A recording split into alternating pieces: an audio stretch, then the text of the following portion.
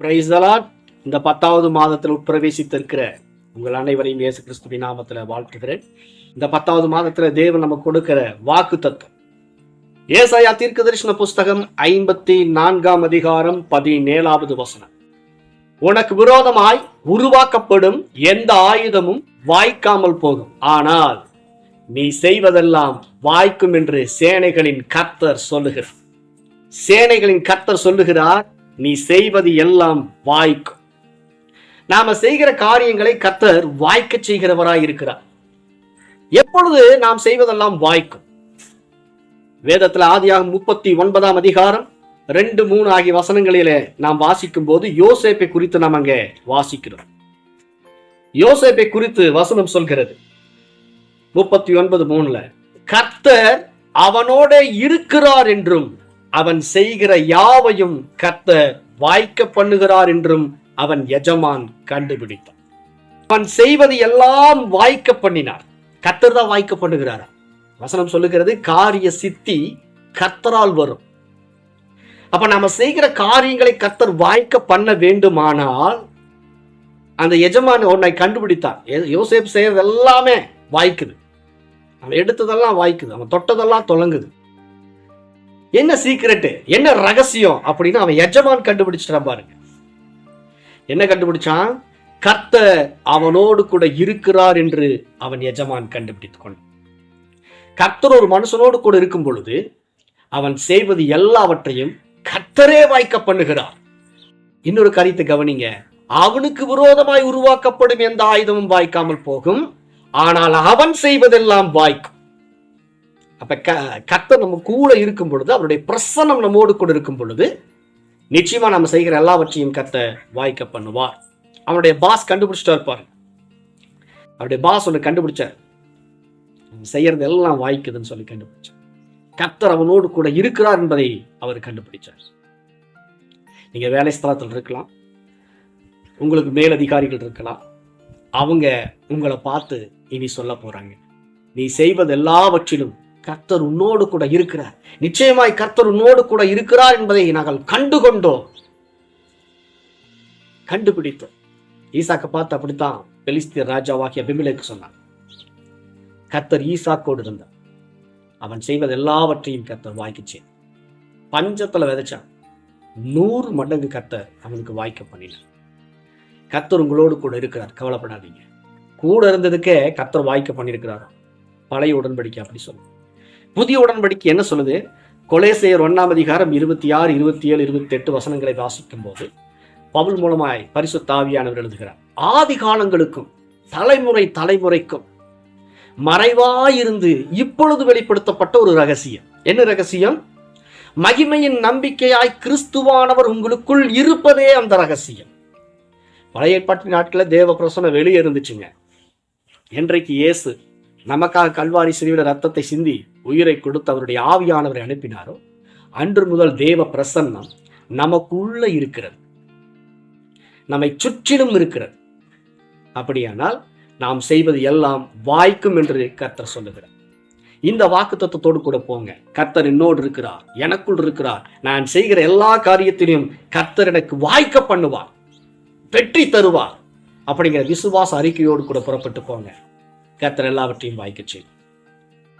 உங்களுக்குள் இருக்கிற தேவன் எப்படிப்பட்டவன் தெரிஞ்சுக்கங்க. ஏசாயா தீர்க்கதரிசி சொல்லுகிறார் 40ஆம் அதிகாரத்துல, தண்ணீரை தன் கைப்பிடியால் அளந்து வானங்களை ஜான்லவாய் பிரமாணித்து பூமியின் மண்ணை மரக்காலால் அடக்கி பர்வதங்களை துலாக்கோளால் மலைகளை தராசால் நிறுத்துகிற சர்வ வல்லமையுள்ள தேவன் உங்களுக்குள் இருக்கிறார். அப்படின்னா எவ்வளவு பெரிய தேவன் உங்களோடு இருக்கிறார் பாருங்க. உங்களுக்குள் இருக்கிறவர் சாதாரணமானவர் அல்ல. வானம் எனக்கு சிங்காசனம், பூமி எனக்கு பாதப்படி என்று சொன்ன சர்வ வல்லமையுள்ள தேவன் உங்களுக்குள் வாசம் பண்ணுகிறார். அப்படின்னா உங்க கெப்பாசிட்டி எவ்வளவு பெருசுன்னு பாருங்க.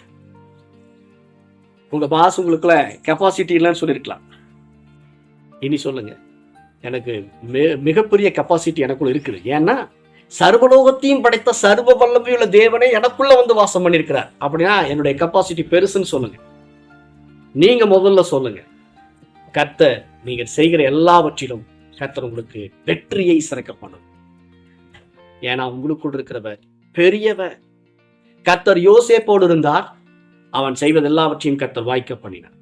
கர்த்தர் சாலமோனோடு கூட இருந்தார், அவன் ஞானத்துல சிறந்தவனாய் விளங்கினான். கர்த்தர் சிம்சோனோடு கூட இருந்தார், அவன் பெலிஸ்தியர்களை மடங்கடித்தான். இப்படி கர்த்தர் கூட இருக்கும் பொழுதே பெரிய காரியங்களை பரிசுத்தவான்கள் செய்திருக்கிறார். ஆனால் புதிய உடன்படிக்கை சொல்லுகிறது, அவர் உங்களுக்குள் வாசம் பண்ணுகிறார், உங்களை சுற்றிலும் அவர் இருக்கிறார். அப்படியானால் உங்களை கொண்டு தேவன் செய்கிற காரியங்கள் பயங்கரமாயிருக்கும். இதை விசுவாசியும், உங்களுக்கு காரிய சித்தி உண்டாகும். நீங்க உங்களை வேலை ஸ்தலங்களிலே கர்த்தர் ஒரு ப்ரமோஷனை தருவார், உயர்வை தருவார். யோசேப்புக்கு உயர்வை தந்தார். கர்த்தர் அவனோடு கூட இருந்தபடினால் அவன் உயர்வு மேல உயர்வு பெற்றுக்கொண்டான். இதை நீங்க முதல்ல ஃபீல் பண்ணுங்க. கர்த்தர் எனக்குள் இருக்கிறார் என்று ஃபீல் பண்ணுங்க. ஸ்மித் விக்கிள்ஸ்வொர்த் என்கிற தேவனுடைய மனுஷனை குறித்து நான் வாசித்தேன். அவர் தினந்தோறும் எழுந்து கண்ணாடி முன்பு நின்று அழகா குளிச்சு ட்ரெஸ் பண்ணி கண்ணாடி முன்னாடி சொல்லுவாரா, எனக்குள் இருக்கிறத பெரிய கிறிஸ்து எனக்குள் வாசம் பண்ணுகிறார். கிறிஸ்து எனக்குள் வாசம் பண்றதுனால இந்த உலகத்துல எல்லாத்தையும் என்னால ஜெயிக்க முடியும், மேற்கொள்ள முடியும் அப்படின்னு சொல்லுவார். ஏன் நாம சொல்லக்கூடாது? கிறிஸ்து நமக்குள்ள வாசம் பண்ணுகிறார், நம்மோடு கூட இருக்கிறார். நாம் செய்கிற எல்லா காரியங்களிலும் வெற்றியை சிறக்க பண்ணுவோம். கிறிஸ்துவுக்குள் எப்பொழுதும் எல்லா இடங்களிலும் நம்ம வெற்றி சிறக்க பண்ணுகிற தேவன் நமக்குள் இருக்கிறார். அதனால தோல்வி குறித்து கவலைப்படாதீங்க. உங்களுடைய கெப்பாசிட்டி பெருசு. அவர் உங்களுக்குள்ள வந்து வாசம் பண்ணுகிறார். அவரை நோக்கி கூப்பிடு. அவர் கூட இருக்கிறார் என்பதை உணருங்க. அதை சந்தோஷமா சொல்லுங்க. தினந்தோறும் கர்த்தர் உங்களுடைய எல்லா காரியங்களிலும் வெற்றி சிறக்க பண்ணுவார். ஆண்டவரே, இந்த 10வது மாதத்தில் உட்பிரவேசித்திருக்கிற இதை கேட்டுக்கொண்டிருக்கிற ஒவ்வொரு பிள்ளைகளுக்கும் பரிபூர்ண நன்மையை கர்த்தர் தந்தருளுகிறார். கர்த்தர் யோசேப்போடு இருந்தார், அவன் காரிய சித்தி உள்ளவனானான்.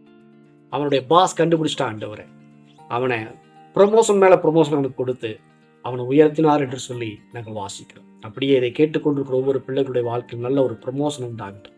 வேலை ஸ்தலத்துல ப்ரமோஷன் உண்டாகட்டும். திருமணமாகி குழந்தை இல்லாமல் இருந்தாங்கன்னா அவங்களுக்கு ஒரு ப்ரமோஷன் உண்டாகட்டும். ஆண்டவரே, எல்லா இடங்களிலும் அவர்களுக்கு வெற்றி உண்டாகட்டும். ஏனென்றால் நீர் கூட இருக்கிறீர். நீர் வெற்றி சிறக்க பண்ணுவீர். ஏனென்றால் ஜெய கிறிஸ்து எங்களுக்குள் வாசம் பண்ணுங்க. அவருக்கு தோல்வியே கிடையாது. அதை நாங்கள் விசுவாசிக்கிறோம். ஒவ்வொரு பிள்ளைகளோடும் கூட இருந்து இந்த 10வது மாதத்துல அவர்களை வழிநடத்துகிறார்கள். தேவனுடைய வாக்கு தத்தங்களாம் கிறிஸ்துவுக்குள் ஆம் என்றும் ஆமேன் என்றும் இருக்கிறதே. நாங்கள் அதுக்கு ஆமேன் சொல்லுகிறோம். ஆம் என்று சொல்லி அதை எடுத்துக்கொள்ளுகிறோம். அதை எங்களுடைய வாழ்க்கையில நாங்கள் இந்த மாதத்துல கண்டுகொள்ள கர்த்தர் கிருபை செய்வீரார். கேட்கிற ஒவ்வொரு பிள்ளைகளோடு கூட இருந்து பெரிய காரியங்களை செய்வீரார். இயேசுவின் நாமத்துல ஜெபிக்கிறோம் நல்ல பிதாவே, ஆமென்.